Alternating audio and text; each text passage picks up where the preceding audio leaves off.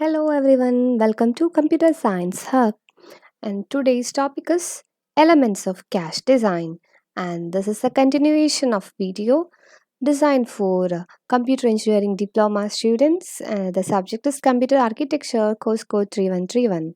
And in the previous video, we have discussed about the cache memory principles, the basic principles of cache memory.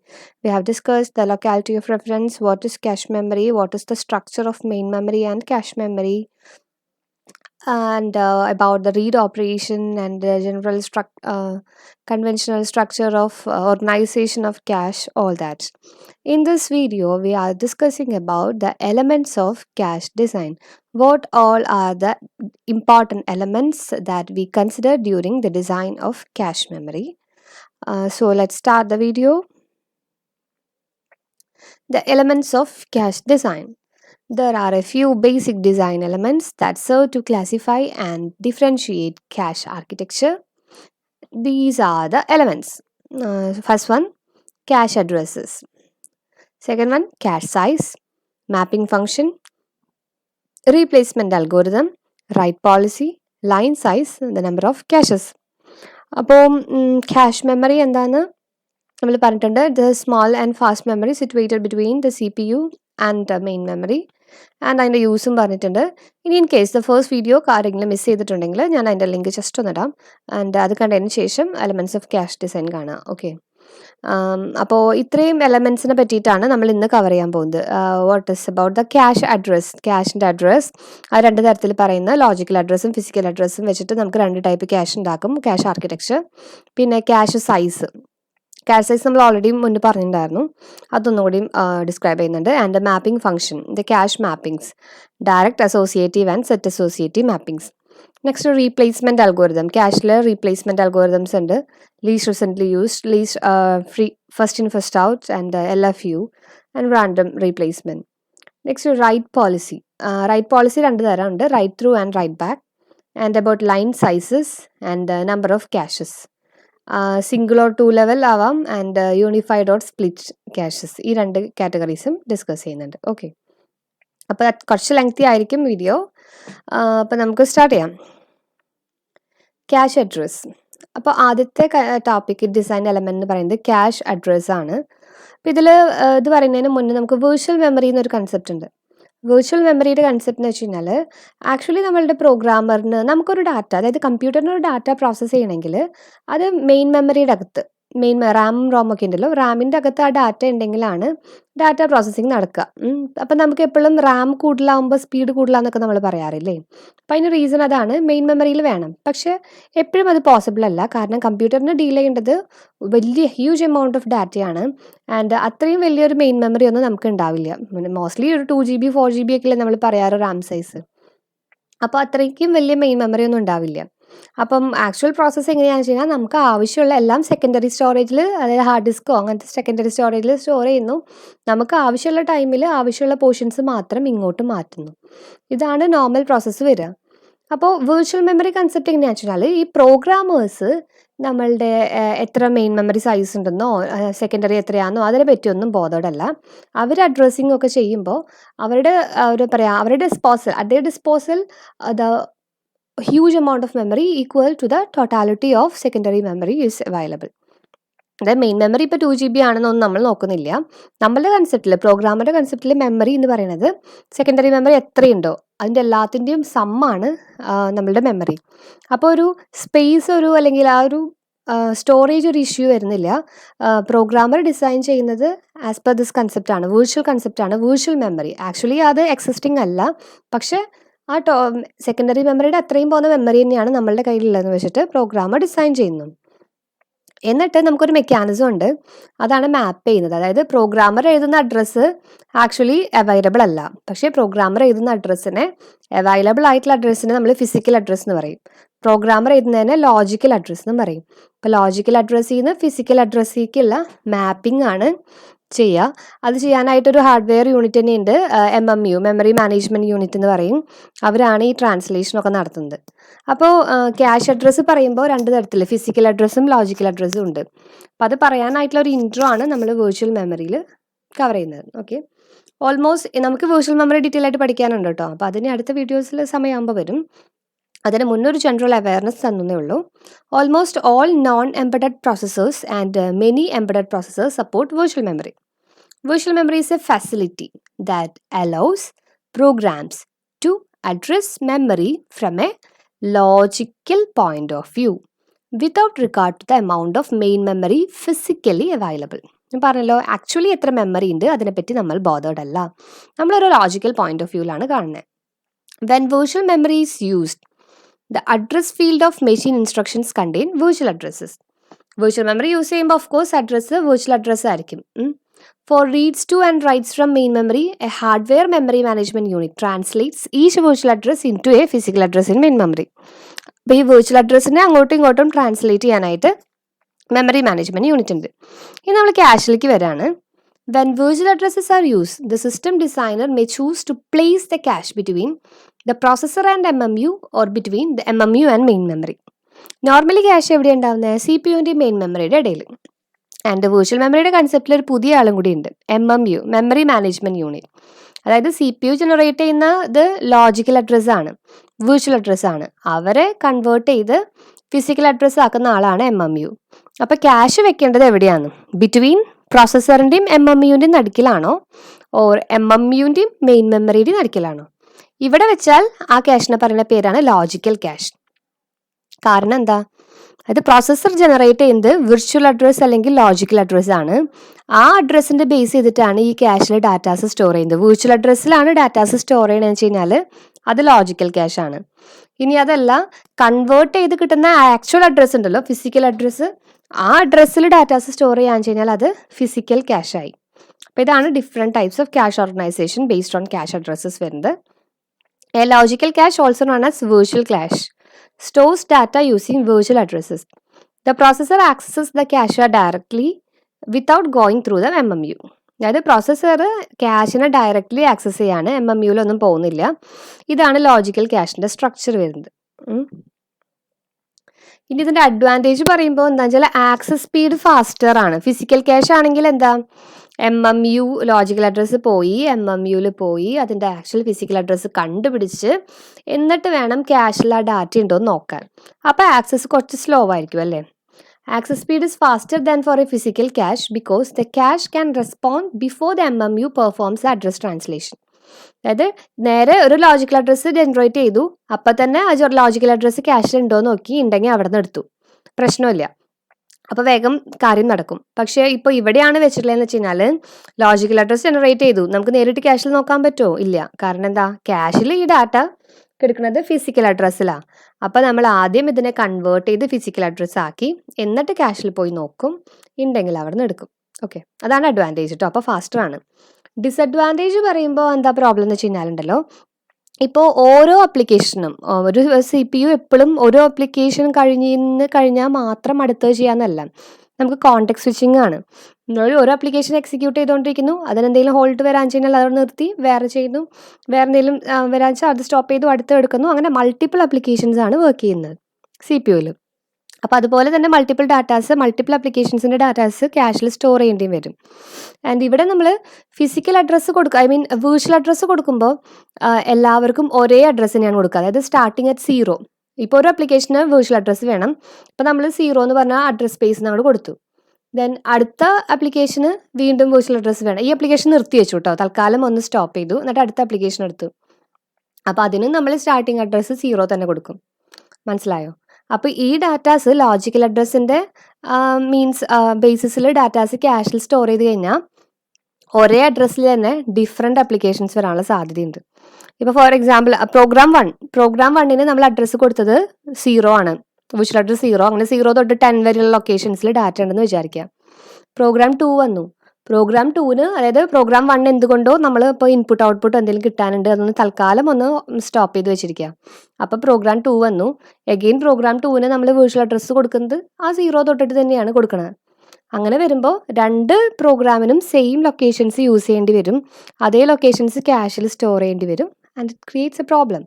അങ്ങനെ problem ചെയ്യാണ്ടിരിക്കാൻ എന്ത് ചെയ്യും, cash ഇങ്ങനെ flush ചെയ്യേണ്ടി വരും. Completely flush ചെയ്യുക means ഒരു programme ഉള്ളപ്പോൾ അതിൻ്റെ ഡാറ്റാസൊക്കെ ക്യാഷിൽ സ്റ്റോർ ചെയ്തു, ആ പ്രോഗ്രാം മാറ്റി കോണ്ടെക്സ്റ്റ് സ്വിച്ച് ചെയ്ത് പുതിയ പ്രോഗ്രാം വന്നപ്പോൾ ഈ ക്യാഷിലുള്ള എല്ലാ അഡ്രസ്സും മാറ്റി പുതിയ സെറ്റ് ഓഫ് അഡ്രസ്സസ് വെച്ചു. ദെൻ ഇത് മാറ്റി വീണ്ടും പഴയ പ്രോഗ്രാം വരുമ്പോൾ ഇതെല്ലാം വീണ്ടും ഫ്ലഷ് ചെയ്ത് വീണ്ടും പുതിയ സെറ്റ് ഓഫ് അഡ്രസ്സസ് വെക്കണം. അങ്ങനെ ഈ കോണ്ടെക്സ്റ്റ് സ്വിച്ച് നടക്കുമ്പം ക്യാഷ് കംപ്ലീറ്റ്ലി ഫ്ലഷ് ചെയ്യേണ്ടി വരും. അത്രയും പഠിച്ചാലും മതി കേട്ടോ, ഡീപ്പായിട്ടൊന്നും പോകണ്ട. ഡിസഡ്വാൻറ്റേജിൽ പറയുന്നത് ഇത്രയേ ഉള്ളൂ. Cache memory must be completely flushed with each application context switch. Okay, cache memory ഓരോ ആപ്ലിക്കേഷൻ കോണ്ടെക്സ്റ്റ് സ്വിച്ചിലും കംപ്ലീറ്റ്ലി ഫ്ലഷ് ചെയ്യണം. അതല്ലെങ്കിൽ വേറൊരു മെത്തേഡും കൂടി ഉണ്ട്. നമുക്ക് എക്സ്ട്രാ ബിറ്റ്, ക്യാഷിൻ്റെ ഓരോ ലൈനിലും എക്സ്ട്രാ ബിറ്റ് വെച്ചാൽ മതി ഐഡൻറ്റിഫൈ ചെയ്യാൻ ഇത് ഏത് പ്രോഗ്രാമിൻ്റെ വിർച്വൽ അഡ്രസ്സ് ആണെന്ന്, പ്രോഗ്രാം 1ൻ്റെ ആണോ പ്രോഗ്രാം 2ൻ്റെ ആണോ ഏതിൻ്റെ വിർച്വൽ അഡ്രസ്സ് ആണ് ഇതെന്ന് അറിയാനുള്ള എക്സ്ട്രാ ബിറ്റ് വെച്ചാലും മതി. അങ്ങനെ എന്തെങ്കിലും ഒരു മെക്കാനിസം വേണം ഏത് പ്രോഗ്രാമാണെന്ന് ഐഡൻറ്റിഫൈ ചെയ്യാൻ. ഇതാണ് disadvantage of logical cache. Okay, logical ക്യാഷിൽ ലോജിക്കൽ അഡ്രസ്സ് വെച്ചിട്ട് ഡാറ്റാസ് സ്റ്റോർ ചെയ്യുന്നു. ഇനി ഫിസിക്കൽ ക്യാഷ് എന്താ പറഞ്ഞത്? ഞാൻ പറഞ്ഞല്ലോ, MMUൻ്റെയും മെയിൻ മെമ്മറിൻ്റെയും നടുക്കിലാണ് ഉണ്ടാവുക. അതായത് ലോജിക്കൽ അഡ്രസ്സ് കിട്ടി അതിനെ കൺവേർട്ട് ചെയ്ത് ഫിസിക്കൽ അഡ്രസ്സ് ആക്കി ആ ഫിസിക്കൽ അഡ്രസ്സിലാണ് ക്യാഷ് സ്റ്റോർ ചെയ്യുക. Physical cash stores data using main memory physical addresses. Okay, ഇതിൻ്റെ നേരത്തെ പറഞ്ഞ അഡ്വാൻറ്റേജ് ആണ് ഇതിൻ്റെ ഡിസഡ്വാൻറ്റേജ് തിരിച്ചും. അതായത് സ്ലോവർ ആണ് അല്ലേ, സ്ലോവർ ആണ് കാരണം ഈ ഒരു കൺവേർഷൻ കഴിഞ്ഞിട്ടാണ് ഇങ്ങോട്ട് വരുന്നുള്ളൂ. ആൻഡ് മറ്റേ പ്രോബ്ലം ഒന്നും ഇല്ല, എക്സ്ട്രാ ബിറ്റോ അല്ലെങ്കിൽ ഫ്ലഷ് ചെയ്യേണ്ട കാര്യമൊന്നുമില്ല. ഇത് കറക്റ്റ് മെയിൻ മെമ്മറി അഡ്രസ്സാണ് ഇതിനകത്ത് സ്റ്റോർ ചെയ്യുന്നുണ്ടാവുക.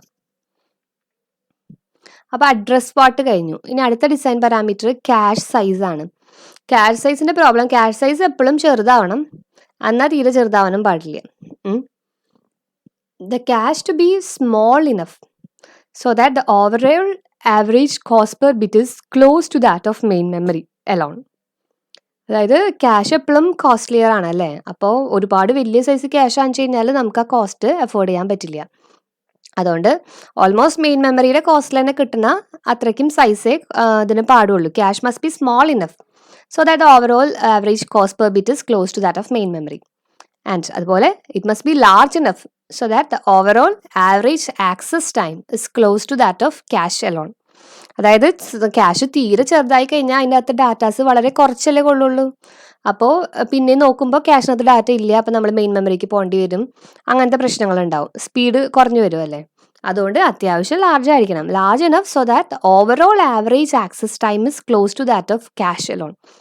അതായത് ഓൾമോസ്റ്റ് എല്ലാ റെഫറൻസും ക്യാഷിൽ നിന്ന് തന്നെ വന്നു കഴിഞ്ഞാൽ ആവറേജ് ആക്സസ് ടൈം എന്ന് പറയുന്നത് ക്യാഷിൻ്റെ ആക്സസ് ടൈം തന്നെയാവും. അപ്പോൾ ഈ രണ്ട് കൺസിഡറേഷനും നോക്കണം. ചെറുതാവണം, കാരണം എന്താ, സൈസ് കൂടി കഴിഞ്ഞാൽ അതിൻ്റെ കോസ്റ്റും കൂടും. വലുതാവണം എന്ന് പറയുന്നത് എന്താ, ആക്സസ് ടൈം ക്യാഷിൻ്റെ ആക്സസ് ടൈമിൽ തന്നെ കിട്ടാൻ വേണ്ടിയിട്ട്. The larger the cache slower it will B.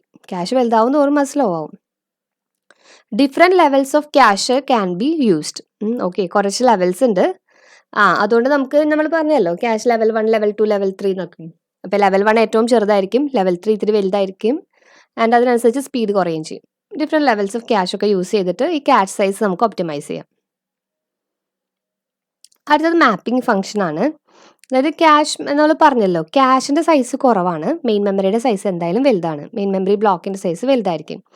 അതുകൊണ്ട് തന്നെ മാപ്പ് ചെയ്യണം മെയിൻ മെമ്മറി ബ്ലോക്ക്. ഈ ബ്ലോക്ക് ഈ പെർട്ടിക്കുലർ സെല്ലിലാണ് ഉണ്ടാവുക, അങ്ങനെ പറഞ്ഞിട്ട് മാപ്പ് ചെയ്യണം. അങ്ങനെ മാപ്പ് ചെയ്യാനുള്ളൊരു മെക്കാനിസം വേണം. Because there are fewer cache lines than main memory blocks and algorithm is needed for mapping main memory blocks into cache lines. 3 ടെക്നിക്കാണ് ഉള്ളത്: direct mapping, associative mapping and set associative mapping. And ഞാൻ ഇതിൻ്റെ concept നമ്മൾ ചെയ്ത് കഴിഞ്ഞാൽ ഇപ്പം video ഭയങ്കര lengthy ആയി പോകും, അതുകൊണ്ട് അത് സെപ്പറേറ്റ് ചെയ്യുന്നുണ്ട്. ഓക്കെ, അപ്പോൾ ഇപ്പോൾ നമ്മൾ what are this mapping functions എന്ന് മാത്രം നോക്കിയാൽ മതി, direct associative and set associative. ഞാനൊരു വീഡിയോ വേറെ ചെയ്തിട്ടുണ്ട് അബൌട്ട് ദിസ് മാപ്പിംഗ് ഫംഗ്ഷൻസ്, ഞാൻ അതിൻ്റെ ലിങ്ക് ഇടാം, അതൊന്ന് ജസ്റ്റ് കാണുക കേട്ടോ. കാണല്ല, അത് പഠിക്കുക. അപ്പോൾ അതിനകത്ത് നമുക്ക് ഡിഫറെൻറ്റ് മാപ്പിംഗ് ഫംഗ്ഷൻസിനെ പറ്റിയിട്ട് ഡീറ്റെയിൽ ആയിട്ട് പറയുന്നുണ്ട്, ആൻഡ് കുറച്ചും കൂടി സിംപ്ലറായിട്ട് പറയുന്നുണ്ട്. ഓക്കെ, അപ്പോൾ അടുത്ത ഡിസൈൻ പാരാമീറ്ററിലേക്ക് പോവാണ്. മാപ്പിംഗ് ഫംഗ്ഷൻ എന്തിനാണ്? ഈ മെയിൻ മെമ്മറി ബ്ലോക്കിനെ കറക്റ്റ് ക്യാഷ് ലൈനിലേക്ക് മാപ്പ് ചെയ്യാൻ വേണ്ടിയിട്ടാണ്. ഓക്കെ, ഇത് 3ആണ് mapping functions. Replacement algorithm. Replacement algorithm എപ്പോഴാണ് ക്യാഷ് റീപ്ലേസ് ചെയ്യുന്നത്? അതായത് നമുക്ക് മെയിൻ മെമ്മറിയിൽ നിന്ന് ഡാറ്റ ക്യാഷിൽ കൊണ്ടുവരാൻ നോക്കിയപ്പം ക്യാഷിനകത്ത് സ്ഥലമില്ല, ക്യാഷ് ഫുള്ളാണ്. അപ്പോൾ എന്ത് ചെയ്യണം? ഉള്ള എന്തെങ്കിലും ഒരു ഡാറ്റ മാറ്റിയിട്ട് ആ ലൊക്കേഷനിൽ ക്യാഷ് കൊണ്ടുവയ്ക്കണം. ഐ മീൻ പുതിയ ഡാറ്റ കൊണ്ടുവയ്ക്കണം. ഓക്കെ, അപ്പോൾ ക്യാഷിൻ്റെ സൈസ് എപ്പോഴും ചെറുതാൻ പറഞ്ഞല്ലോ. അപ്പോൾ ക്യാഷിൽ ആകെ 5 ലൊക്കേഷനേ ഉള്ളൂ. 5 ലൊക്കേഷനും ഫുള്ളാണ്. ആൻഡ് എനിക്ക് റിക്വസ്റ്റ് വന്നു, ഞാൻ ക്യാഷിൽ നോക്കി, അപ്പോൾ 5 ലൊക്കേഷനിലും ഇല്ല. അപ്പോൾ ഞാൻ എന്ത് ചെയ്തു, മെയിൻ മെമ്മറിയിൽ പോയി അത് ഫെച്ച് ചെയ്തു. ഫെച്ച് ചെയ്യുന്നതിൻ്റെ കൂടെ ആ ഡാറ്റ ഇവിടെ കൊണ്ട് പ്ലേസ് ചെയ്യണം. അങ്ങനെ പ്ലേസ് ചെയ്യാൻ നോക്കിയപ്പോൾ ഇവിടെ സ്ഥലമില്ലല്ലോ. സോ നമ്മൾ ഏതെങ്കിലും ഒരെണ്ണം സെലക്ട് ചെയ്ത് അതിനെ റിമൂവ് ചെയ്തിട്ട് വേണം ഇത് കൊണ്ടുവയ്ക്കാൻ. അങ്ങനെ ആ സെലക്ട് ചെയ്യുന്ന പോളിസീസ് അതിനെയാണ് റീപ്ലേസ്മെന്റ് അൽഗോരിതംസ് എന്ന് പറയാം. Once the cache has been filled, when a new block is brought into the cache, one of the existing blocks must be replaced. Replace ചെയ്യണം. For direct mapping, there is only one possible line for any particular block and no choice is possible. Direct mapping നമ്മൾ പഠിക്കുമ്പോൾ മനസ്സിലാവും, അതിനകത്ത് വേറെ choice ഒന്നുമില്ല. നമ്മൾ address വെച്ചിട്ടാണ് location കണ്ടുപിടിക്കുക, അതുകൊണ്ട് വേറെ ഒന്നും ചെയ്യാൻ പറ്റില്ല. പക്ഷേ for the associative and set associative techniques A replacement algorithm is needed. ബാക്കി വരുന്ന 2 മാപ്പിങ്ങിലുണ്ടല്ലോ, അസോസിയേറ്റീവ് മാപ്പിങ്ങും സെറ്റ് അസോസിയേറ്റീവ് മാപ്പിങ്ങും, അതിന് നമുക്ക് റീപ്ലേസ്മെന്റ് അൽഗോരിതം വേണം. ആക്ച്വലി 4 ഉണ്ട്, ഞാനിവിടെ ഒരെണ്ണം എഴുതാൻ വിട്ടുപോയതാട്ടോ. Least recently used, least frequently used, first in first out, and last one random replacement. Random, അപ്പോൾ പേര് അതന്നെ ഞാൻ ആദ്യം പറയാം. Random replacement as a name indicates, random ആയിട്ട് ഒരെണ്ണം റിമൂവ് ചെയ്യാം. അതായത് 5 ലൊക്കേഷൻ ഉണ്ട്, അപ്പോൾ എനിക്ക് കൊണ്ടുവരണം, ഞാൻ ആ 5 എണ്ണത്തിൽ നിന്ന് ഏതെങ്കിലും ഒരെണ്ണം നമ്മൾ റാൻഡമായിട്ട് സെലക്ട് ചെയ്യുന്നു. പ്രത്യേകിച്ച് ഒരു ക്രൈറ്റീരിയയുടെ ബേസിലല്ല, റാൻഡമായിട്ട് ഒരെണ്ണം സെലക്ട് ചെയ്യുന്നു, മാറ്റുന്നു, അവിടെ അത് കൊണ്ടുവയ്ക്കുന്നു. അത്രയേ ഉള്ളൂ റാൻഡം റീപ്ലേസ്മെന്റ്. ഇനി 3 നമുക്ക് ഓരോന്നായിട്ട് നോക്കാം. First one LRU. അപ്പോൾ LRU എന്ന് വെച്ചാൽ ലീസ്റ്റ് റീസെൻ്റ്ലി യൂസ്ഡ്. പേരെന്നറിയാം അല്ലേ, ഇപ്പം റീസെൻ്റ് ആയിട്ട് യൂസ് ചെയ്യാത്തത്, least recently used line, cash line ഏതാണോ അതിനെ മാറ്റുക. അപ്പോൾ അതിന് വേണ്ടിയിട്ട് എന്താണെന്ന് വെച്ചാൽ ഓരോ ലൈനിലും നമ്മളൊരു യൂസ് ബിറ്റ് എന്ന് പറഞ്ഞൊരു ബിറ്റ് കൊടുക്കും. 0 or 1 സെറ്റ് ചെയ്യാൻ പറ്റുന്ന ഒരു ബിറ്റ് ഉണ്ടായിരിക്കും. ഒരു ലൈൻ നമ്മളിപ്പോൾ റെഫറൻസ് ചെയ്ത് കഴിഞ്ഞാൽ ആ യൂസ് ബിറ്റ് 1 ആക്കി വെച്ചു, ആൻഡ് അതർ ലൈൻ യൂസ് ചെയ്യാത്ത ലൈൻസിൻ്റെയൊക്കെ 0 ആക്കി വെക്കും. Then a block is to be read into the set, the line whose use bit 0 is used. ഇപ്പോൾ റീപ്ലേസ് ചെയ്യുമ്പോൾ യൂസ് ബിറ്റ് 0 ആയിട്ടുള്ളത് എടുക്കും. അപ്പോൾ ഓരോ ലൈൻ റെഫറൻസ് ചെയ്യുമ്പോഴും അതിൻ്റെ യൂസ് ബിറ്റ് 0 ആക്കി, ഐ മീൻ യൂസ് ബിറ്റ് 1 ആക്കി വെക്കും. അപ്പോൾ യൂസ് ബിറ്റ് 0 ആയിട്ടുള്ളതിനെ നമുക്ക് റീപ്ലേസ് ചെയ്യാൻ പറ്റും. Least recently used. So okay, ഒരു ലൈൻ വിട്ടുപോയതാണ്. Replace that block in the set that has been in the cache longest with no reference to it. നമ്മൾ പറഞ്ഞല്ലോ, കുറേ സമയമായിട്ട് ഒരു റെഫറൻസും ഇല്ലാത്ത ആ ക്യാഷ് ലൈനിനെ നമ്മൾ റീപ്ലേസ് ചെയ്യുന്നു. ഇത്രയേ ഉള്ളൂ. അടുത്തത് first in first out, FIFO. FIFO നമ്മൾ കുറച്ച് കേട്ടിട്ടുണ്ടാവും ഈ അൽഗോരിതം. ആദ്യം വന്നതിന് ആദ്യം കളയാം, അത്രയേ ഉള്ളൂ. Replace that block in the set that have been in the cache longest. അപ്പോൾ ആദ്യം വന്നത് എങ്ങനെയാണ് അറിയാമെന്ന് വെച്ച് കഴിഞ്ഞാൽ, easily implemented as A round Robin or circular buffer techniques. ഇതുപോലെ റൗണ്ട് റോബിൻ മെത്തേഡോ അതായത് പെർട്ടിക്കുലർ എമൗണ്ട് ഓഫ് ടൈം കൊടുക്കുക, അങ്ങനെ റീപ്ലേസ് ചെയ്യാൻ നമുക്ക് പറ്റും. Next least frequently used. Least frequently used പറയുമ്പോൾ ഫ്രീക്വൻ്റ് ആയിട്ട് യൂസ് ചെയ്യാത്തത്. ഓക്കെ, നമുക്ക് almost same as least recently used. അതുപോലെ തന്നെയാണ് ലീസ്റ്റ് ഫ്രീക്വൻ്റ്ലി യൂസ്ഡിൽ ചെയ്യുന്നതെന്ന് വെച്ചാൽ ഒരു counter setting. Replace that block in the set that has experienced the fewest references. ഇവിടെ എന്തായിരുന്നു? Replace that block in the set that has been in the cache longest with no reference to it. Okay, ഇവിടെ അതന്നെ, അത് കൂടുതൽ time ഉണ്ട്, reference ഇല്ലാണ്ട് കൂടുതൽ time ഇരിക്കുന്നതിനെ replace ചെയ്യുന്നു, റീസെൻ്റ് ആയിട്ട് യൂസ് ചെയ്യാത്തത്. ഇതുപോലെ തന്നെ ദാറ്റ് ഹാസ് എക്സ്പീരിയൻസ്, ഏറ്റവും കുറവ് റെഫറൻസ് ഉള്ള, ടൈം നമ്മൾ നോക്കണില്ല, ഏറ്റവും കുറവ് റെഫറൻസ് ഉള്ള ബ്ലോക്കിനെ റീപ്ലേസ് ചെയ്യാണ് ചെയ്യണത്. ഇത് ചെയ്യാൻ വേണ്ടി നമ്മളൊരു കൗണ്ടർ വെക്കുകയാണ്, ഓരോ ലൈനിനും ഒരു കൗണ്ടർ വെക്കുക. Every time that particular line is accessed the counter is incremented. Sorry. So least frequently used ആകുമ്പോൾ associating a counter with each line. നമ്മൾ ഓരോ ലൈനിൻ്റെ കൂടെയും കൗണ്ടർ വയ്ക്കുന്നു. ആ ലൈൻ യൂസ് ചെയ്യുമ്പോൾ കൗണ്ടർ ഇൻക്രിമെൻറ്റ് ചെയ്യും, പിന്നെ യൂസ് ചെയ്യുമ്പോൾ ഇൻക്രിമെൻറ്റ് ചെയ്യും. അങ്ങനെ നോക്കുമ്പോൾ ആ കൗണ്ടർ ഏറ്റവും കുറവുള്ള ലൈനായിരിക്കും ഏറ്റവും കുറവ് യൂസ് ചെയ്തിട്ടുള്ളത്, ലീസ്റ്റ് ഫ്രീക്വൻ്റ്ലി യൂസ്ഡ്. അപ്പോൾ നമുക്ക് അതിനെ റീപ്ലേസ് ചെയ്യാം. അപ്പോൾ ഇത്രയാണ് മെത്തേഡ്സ് വരുന്നത്. അപ്പോൾ അത് കഴിഞ്ഞു. അടുത്ത ടോപ്പിക് റൈറ്റ് പോളിസി. അടുത്ത ഡിസൈൻ പാരാമീറ്റർ ആണ് റൈറ്റ് പോളിസി പറയണത്. And what is this write policy? Write policy 2 തരം ഉണ്ട്, റൈറ്റ് ത്രൂ ടെക്നിക്കും റൈറ്റ് ബാക്ക് ടെക്നിക്കും. Okay, write through and write back. Write ത്രൂല് പറയണത്, അതായത് ഇതിന് അതിൻ്റെ ആദ്യം സീൻ എന്താന്ന് പറയണം. അതായത് മെയിൻ മെമ്മറിയിൽ നിന്ന് നമ്മൾ റീഡ് ചെയ്ത് ക്യാഷിൽ കൊണ്ടുവയ്ക്കുക. മെയിൻ മെമ്മറിയിലുള്ള ഒരു ബ്ലോക്കിനെ നമ്മൾ ക്യാഷിൽ കൊണ്ടുവയ്ക്കുകയാണ്. ഓക്കെ, അപ്പോൾ നോർമൽ റീഡ് മെക്കാനിസം ആണെങ്കിൽ പ്രശ്നമൊന്നുമില്ല. അതായത് സി പി യുവിന് ഇപ്പോൾ റീഡാണ്, റീഡിന് വേണ്ടിയിട്ടാണ് ഡാറ്റ അന്വേഷിക്കുന്നത്. അപ്പോൾ ആദ്യം ക്യാഷിൽ നോക്കി ക്യാഷിൽ നിന്ന് ആ ഡാറ്റ റീഡ് ചെയ്തു. Okay, fine. അപ്പോൾ ക്യാഷ് ഇല്ലയെന്ന് വെച്ചാൽ മെയിൻ മെമ്മറിയിൽ പോയി, അപ്പോൾ മെയിൻ മെമ്മറിയിൽ നിന്ന് ക്യാഷിൽ കൊണ്ടുവച്ചു, റീഡ് ചെയ്തു, പ്രോബ്ലം ഇല്ല. പക്ഷേ റൈറ്റിന് വേണ്ടിയിട്ടാണ് അന്വേഷിക്കുന്നതെന്ന് വിചാരിക്കുന്നു. റൈറ്റിന് വേണ്ടിയിട്ടാണ് അന്വേഷിക്കുന്നത്. അപ്പം ഞാൻ ക്യാഷിൽ നോക്കി, ക്യാഷിലുണ്ട് സംഭവം. അപ്പം ഞാൻ ആ ഡാറ്റ റീഡ് ചെയ്ത് റൈറ്റ് ചെയ്തു. ആൻഡ് റൈറ്റ് ചെയ്യുമ്പോൾ ക്യാഷിലാണ് ഡാറ്റ മോഡിഫൈ ചെയ്യുന്നത് അല്ലേ? അങ്ങനെയാണെങ്കിൽ മെയിൻ മെമ്മറി അത് അറിയുന്നുണ്ടോ? മെയിൻ മെമ്മറിയിലുള്ള ഒരു ഡാറ്റയാണ് നമ്മൾ ക്യാഷിൽ കൊണ്ടുവച്ചിരിക്കുകയാണ്, എന്നിട്ട് ക്യാഷിൽ മാത്രം അപ്ഡേറ്റ് ചെയ്ത് വെച്ചു. അപ്പം മെയിൻ മെമ്മറി അത് അറിയണില്ലല്ലോ. അപ്പോൾ അതൊരു പ്രോബ്ലം അല്ലേ? അതായത് ഇപ്പോൾ സപ്പോസ് നമുക്കൊരു ഡയറക്റ്റ് മെമ്മറി ആക്സസ് എന്നൊക്കെ പറഞ്ഞാൽ സംഭവമൊക്കെ വരും. ഇൻപുട്ട് ഔട്ട്പുട്ട് ആക്സസ് ഒക്കെ ഡയറക്റ്റ് വരും. അങ്ങനെ വരുമ്പോൾ പ്രോസസ്സർ അറിയണില്ല, നേരെ മെയിൻ മെമ്മറി ആയിട്ട് ഇൻപുട്ട് ഔട്ട്പുട്ട് ഡിവൈസ് കമ്മ്യൂണിക്കേറ്റ് ചെയ്യാണ്. അങ്ങനെ കമ്മ്യൂണിക്കേറ്റ് ചെയ്യുമ്പോൾ എന്താ, മെയിൻ മെമ്മറിയുടെ അകത്തുള്ളത് പഴയ ഡാറ്റയാണ്, ശരിക്കും അപ്ഡേറ്റഡ് ഡാറ്റ ക്യാഷിലായിരിക്കണേ. അപ്പോൾ ആ ഡാറ്റ അവർ ഇൻപുട്ട് ഔട്ട്പുട്ട് ഡിവൈസസ് ആക്സസ് ചെയ്യും. അപ്പോൾ അതൊരു പ്രോബ്ലം ആണല്ലോ. അതൊരു സിറ്റുവേഷനാണ്. ഓക്കെ, അപ്പോൾ അതിന് 2 മെത്തേഡാണ് ഉള്ളത് writing policy. First one, write through. Write through എന്ന് പറയുമ്പോൾ റൈറ്റിംഗ് ഉണ്ടല്ലോ, ക്യാഷിൽ നടക്കുന്ന എല്ലാ റൈറ്റിങ്ങും ഒരു കോപ്പി അപ്പോൾ തന്നെ മെയിൻ മെമ്മറിയിൽ നടത്തിക്കൊണ്ടിരിക്കും. All write operations are made to main memory as well as to the cache, ensuring that main memory is always valid. Okay, അപ്പോൾ ക്യാഷിലും മെയിൻ മെമ്മറിയിലും ഒരേ സമയം നടത്തുന്നു. ഡിസഡ്വാൻറ്റേജ്, അതിൻ്റെ ഡിസഡ്വാൻറ്റേജ് പറയണത് എന്താ, it generate substantial memory traffic and may create A bottle neck. അതായത് memory traffic കൂടുതലാണ് എപ്പോഴും. അതായത് ക്യാഷിൽ റൈറ്റ് ചെയ്യുന്നു, അതുപോലെ മെയിൻ മെമ്മറിയിൽ റൈറ്റ് ചെയ്യുന്നു, ഓരോ റൈറ്റ് ഓപ്പറേഷൻസും. അതുകൊണ്ട് അതൊരു പെർഫോമൻസ് ബോട്ടിൽ നെക്ക് ഉണ്ടാക്കും. നെക്സ്റ്റ് മെത്തേഡാണ് റൈറ്റ് ബാക്ക്. ഇതിൻ്റെ വേറൊരു പേരും പറയും, ലേസി റൈറ്റ്. ലേസിയാണ്, അതായത് മറ്റാൾ ഭയങ്കര ആക്റ്റീവാണ്, എല്ലാ റൈറ്റും ക്യാഷിൽ ചെയ്യുന്ന അപ്പം തന്നെ മെയിൻ മെമ്മറിയിൽ പോയി ചെയ്യും. പക്ഷേ ഇയാൾ ലേസിയാണ്, നമുക്ക് കുറച്ച് സാവധാനം ചെയ്യാം, ഇപ്പോൾ തൽക്കാലം ക്യാഷിലിരിക്കട്ടെ, പിന്നെ മെയിൻ മെമ്മറിയിലേക്ക് റൈറ്റ് ചെയ്യാമെന്ന് വിചാരിക്കുന്നതാണ് write back. This minimizes memory writes. With write back updates are made only in the cache. Okay, ക്യാഷിൽ മാത്രമാണ് അപ്ഡേറ്റ്സ് ഉള്ളത്. When an update occurs, a dirty bit or use bit associate with the line is set. ഒരു line update ചെയ്തിട്ടുണ്ടെങ്കിൽ ഈ line update ചെയ്തു എന്നറിയാനായിട്ടൊരു bit ഉണ്ട്, അതിന് ഡേർട്ടി ബിറ്റ് എന്നോ യൂസ് ബിറ്റ് എന്നൊക്കെ പറയാം. ആ ബിറ്റ് സെറ്റ് ചെയ്ത് വെച്ചിട്ടുണ്ടാവും. ഇനി ആ ബ്ലോക്ക് നമ്മൾ റീപ്ലേസ് ചെയ്യാൻ പോവില്ലേ, റീപ്ലേസ് ചെയ്യുമ്പോൾ അത് മെയിൻ മെമ്മറിയിൽ റൈറ്റ് ചെയ്യും. എപ്പോൾ, if and only if the dirty bit is set. Okay, when a block is replace it is return back into the main memory if and only if the dirty bit is set. ഇപ്പോൾ write ബാക്കിൽ ക്യാഷിൽ മാത്രമാണ് update ചെയ്യണത്, and update ചെയ്തു എന്ന് അറിയിക്കാൻ ഒരു dirty bit set ആക്കും. പിന്നെ പറയാനുള്ളത്, ഈ ബ്ലോക്ക് റീപ്ലേസ് ചെയ്യുമ്പോൾ അപ്പോൾ നോക്ക് ഡേർട്ടി ബിറ്റ് സെറ്റ് ആണോ, ആണെങ്കിൽ ഇതിൽ അപ്ഡേഷൻസ് ഉണ്ട്, സോ അത് നമ്മൾ മെയിൻ മെമ്മറിയിൽ അപ്ഡേറ്റ് ചെയ്യും.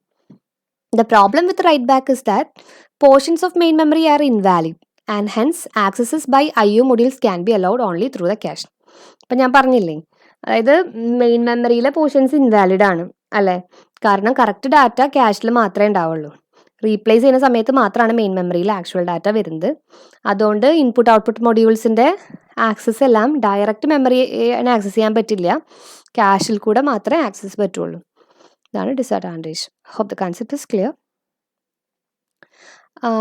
അടുത്തത് ലൈൻ സൈസ്. അതായത് ക്യാഷിലെ നമ്മൾ ബ്ലോക്ക് സൈസ് പറഞ്ഞു, മെയിൻ മെമ്മറീനെ ഈക്വൽ ബ്ലോക്സ് ആക്കുന്നു. അതുപോലെ ക്യാഷിൻ്റെ ബ്ലോക്സിനെയാണ് നമ്മൾ ലൈൻ എന്ന് പറയുന്നത്. ക്യാഷിൻ്റെ ഓരോ മെമ്മറി ലൊക്കേഷനും ലൈൻ എന്ന് പറയുന്നു. ഈ ലൈനിൻ്റെ സൈസ് ഒരു ഡിസൈൻ പാരാമീറ്റർ ആണ്. When a block of data is retrieved and placed in the cache, not only the desired word but also some number of adjacent words are retrieve. Correct അല്ലേ? നമുക്ക് വേണ്ട data മാത്രമല്ല, അതിന് ചുറ്റുമുള്ള കുറച്ച് ഡാറ്റാസും കൂടി ക്യാഷിലേക്ക് കൊണ്ടുവരുന്നുണ്ട്. As the block size increases from very small to larger size, the heat ratio will at first increase because of the principle of locality. അപ്പോൾ ഒരു ഡാറ്റ വേണം, അതിന് ചുറ്റുമുള്ള 2 or 3 ഡാറ്റ എടുക്കുന്നതിന് പകരം ഒരു 6 or 7 ഡാറ്റ എടുത്തു കഴിഞ്ഞാൽ നമുക്ക് അതിൻ്റെ ലൊക്കാലിറ്റി കൂടുമല്ലോ. അപ്പോൾ നമ്മുടെ പിന്നെയും റെഫറൻസസ്, അതിൻ്റെ ലൊക്കാലിറ്റി എന്നുള്ള റെഫറൻസ് വരാൻ വെച്ചാൽ ഹിറ്റ് ചെയ്യാനുള്ള ചാൻസസ് കൂടുതലാണ്.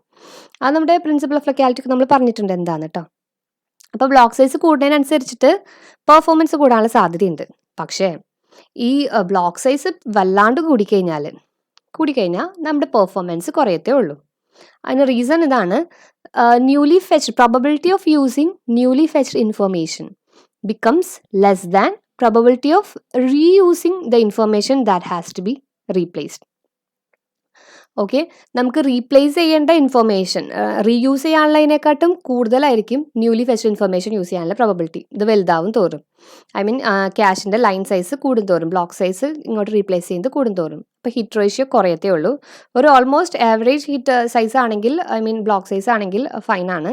അതിൽ കൂടിക്കഴിഞ്ഞാൽ ഇത് cache, I mean hit ratio കുറയും. ലാർജർ ബ്ലോക്സ് വലുതാവണേൻ്റെ ദോഷം എന്തൊക്കെയാണെന്നാണ് ദോഷം. And the larger blocks reduce the number of blocks that fit into a cache. Blocks വലുതാവും തോറും, മെമ്മറിയുടെ ബ്ലോക്സ് വലുതാവും തോറും, ഐ മീൻ ക്യാഷിലേക്ക് കൊള്ളാവുന്ന ബ്ലോക്സിൻ്റെ നമ്പർ കുറയും. ഓക്കെ, അതായത് ഒരു 4 വേർഡുള്ള ഒരു ബ്ലോക്കും 10 വേർഡുള്ള ഒരു ബ്ലോക്കും, 4 വേർഡുള്ള ബ്ലോക്കാണെന്ന് വെച്ചാൽ അതുപോലത്തെ കുറച്ചധികം ബ്ലോക്സ് കൊള്ളും. ഐ മീൻ 10 വേർഡുള്ള ബ്ലോക്കാണെന്ന് വെച്ചാലോ അതുപോലത്തെ അധികം ബ്ലോക്സ് ക്യാഷിനകത്ത് കൊള്ളില്ല. അത്രയേ ഉള്ളൂ വ്യത്യാസം. As the block becomes larger, each additional word is farther from the requested word and therefore less likely to be needed in the future. ഈ ലൊക്കാലിറ്റി ഓഫ് റെഫറൻസ് പറയണ്ടല്ലോ, അതായത് ഒരു വേർഡ് വേണം, അപ്പോൾ അതിൻ്റെ ചുറ്റിനുള്ള വേർഡ്സിന് റെഫറൻസ് കൂടുതലാണ്. ഈ ചുറ്റിനുള്ള വേർഡ്സ് ഒക്കെ പറയുന്നത് ഒരു കുറച്ച് ബൈറ്റ്സ് മാത്രം, ഒരു 8 ബൈറ്റ്സോ അല്ലെങ്കിൽ ഒരു 64 വരെയൊക്കെ മാക്സിമം, 32 ബൈറ്റ്സ് ഒക്കെയാണ് മാക്സിമം പറയുള്ളൂ. അതിലും കൂടുകയാണെന്നുണ്ടെങ്കിൽ എന്തുണ്ടാവും, അവർ അടുത്തെന്ന് പറഞ്ഞാൽ അർത്ഥമില്ലല്ലോ. ഐ മീൻ നമുക്കൊരു വേർഡ് വേണം. Okay, I will show you. Okay, ഇപ്പം ഞാൻ റീഡ് ചെയ്യുന്ന വേർഡ് ഇതാ, ഈ ഒരു ഓഫാണ് എൻ്റെയൊക്കെ ആവശ്യമുള്ള വേർഡ്.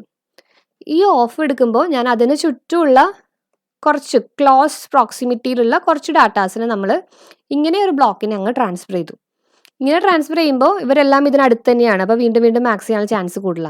പക്ഷെ ഞാൻ ഈ ബ്ലോക്ക് സൈസ് കൂട്ടി ഇത്രയും പോകുന്നൊരു പോർഷനാണ് എൻ്റെ ക്യാഷിലോട്ട് റീപ്ലേസ് ചെയ്യുന്നത് വെച്ച് കഴിഞ്ഞാൽ എന്താ, ഈ വേർഡിനെ നമുക്ക് ഇയാളുടെ ക്ലോസ് പ്രോക്സിമിറ്റി എന്നൊന്നും പറയാൻ പറ്റില്ല, അഡ്ജസൻ്റ് എന്നൊന്നും പറയാൻ പറ്റില്ല.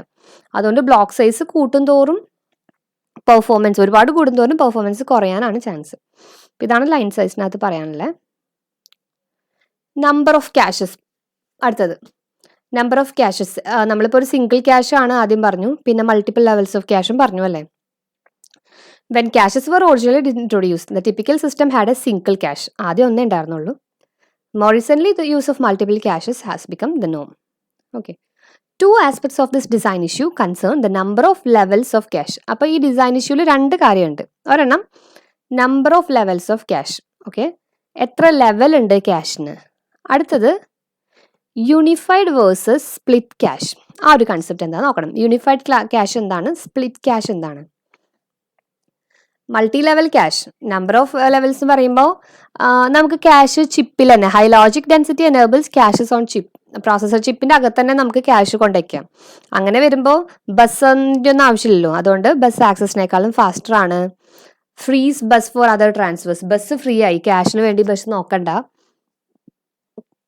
അതുകൊണ്ട് ഇനി നമുക്ക് ഓൺ ചിപ്പ് ക്യാഷ് മാത്രമല്ല ഓഫ് ചിപ്പ് ക്യാഷും യൂസ് ചെയ്യുന്നുണ്ട്. അങ്ങനെ വരുമ്പോൾ 2 ലെവലായി. ഫസ്റ്റ് ലെവൽ L1 എന്ന് പറയുന്നത് ഓൺ ചിപ്പ് ക്യാഷും ആണ്, L2 എന്ന് പറയുന്നത് ഓഫ് ചിപ്പ് ക്യാഷും ആണ്. ഓക്കെ, സ്റ്റാറ്റിക് റാമിലൊക്കെ അങ്ങനെയാണ് യൂസ് ചെയ്യുക. അങ്ങനെ വരുമ്പോൾ ഈ L2 access much faster than D RAM or ROM. ഏറ്റവും ഫാസ്റ്റ് എസ് റാം ആണ് കേട്ടോ, സ്റ്റാറ്റിക് റാം ആണ്. അതുപോലെ നമുക്ക് L1 ക്യാഷ് പ്രോസസ്സറിൻ്റെ ഉള്ളിൽ തന്നെ, ഓൺ ചിപ്പിൽ തന്നെ, പുറത്ത് L2 ക്യാഷ് ഉണ്ട്. അപ്പോൾ L1 ക്യാഷ് ആണ് ഏറ്റവും ഫാസ്റ്റർ, L2 ക്യാഷ് ഇച്ചിരി സ്ലോവും സൈസും കൂടുതലായിരിക്കും. എന്നാലും L2ൻ്റെ ആക്സസ് ഡി റാമിനെയും റോമിനെയും ഒക്കെ അപേക്ഷിച്ച് ഫാസ്റ്റർ തന്നെയാണ്. L2 often use separate data path. പിന്നെ ഇപ്പോൾ ഇതുണ്ടായെന്ന് വെച്ച് കഴിഞ്ഞാൽ L2 വേണമെങ്കിൽ ഓൺ ചിപ്പ് ആവാനുള്ള പോസിബിലിറ്റി ഉണ്ട്. അങ്ങനെ വരുമ്പോൾ ഒരു 3rd ക്യാഷും കൂടെ വരികയാണ്, L3 ക്യാഷും കൂടെ വരാം. അപ്പോൾ ഇപ്പോഴത്തെ ഒരു കണക്കിൽ 3 ലെവൽസ് ഓഫ് ക്യാഷ് പോസിബിൾ ആണ്, L1, L2, L3. അതല്ല 2 ലെവൽ ക്യാഷുള്ള സിസ്റ്റംസും ഉണ്ട്. ഓക്കെ, അടുത്തത് എന്താ, യൂണിഫൈഡ് വേഴ്സസ് സ്പ്ലിറ്റ് ക്യാഷ്. അപ്പം അതിൻ്റെ കാര്യം എങ്ങനെയാണെന്ന് വെച്ചാൽ നമുക്ക് ഡാറ്റയും ഉണ്ട്, റെഫർ ചെയ്യുമ്പോൾ ഡാറ്റയും ഉണ്ട്, ഇൻസ്ട്രക്ഷനും ഉണ്ട്. അപ്പോൾ ഡാറ്റയ്ക്കും ഇൻസ്ട്രക്ഷനും വേണ്ടി ഒരു സിംഗിൾ ക്യാഷ് യൂസ് ചെയ്യുന്നതാണ് യൂണിഫൈഡ് അപ്രോച്ച്.